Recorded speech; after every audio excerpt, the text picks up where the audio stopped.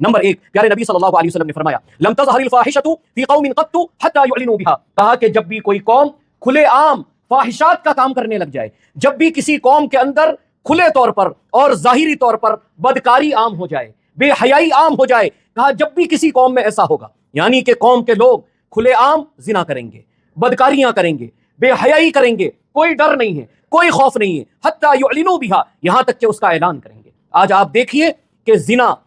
بے حیائی، بدکاری کس طریقے سے پھیل رہی ہے، سماج معاشرہ کے کئی افراد کیسے اس میں مبتلا ہیں، اور کیسے اس بے حیائی کو، اس بدکاری کو، اس زناکاری کو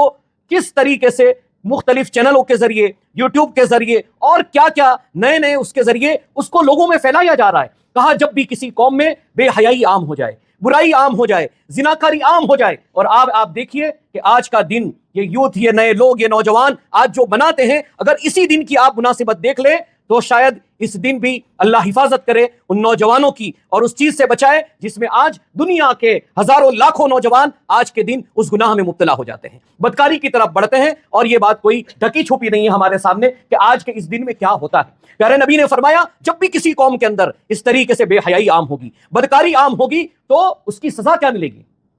نبی صلی اللہ علیہ وسلم نے فرمایا الا فشا فیہم الطاعون، سب سے پہلے یہ کہ اللہ تعالیٰ اس قوم میں طاعون کی بیماری عام کر دے گا، طاعون کی بیماری آئے گی۔ طاعون کی بیماری مختلف دور میں آئی، یہ بیماری آئی، اور جب یہ طاعون آیا اس نے گاؤں کے گاؤں ہلاک کر دیے، گاؤں کے گاؤں ختم کر دیے۔ ہندوستان میں بھی کئی مرتبہ یہ حالات آ چکے ہیں، آج سے 120-30 سال پہلے بھی ہو چکا، اس کے بعد بھی کئی شہروں میں ہوا۔ کہا جب یہ طاعون کی بیماری اس گناہ کی وجہ سے پھیل جائے گی۔ دوسری بات جو پیارے نبی صلی اللہ علیہ وسلم نے بیان فرمائی اور دوسرا گناہ جو ذکر کیا اس پر غور کرنا چاہیے، کیا فرمایا؟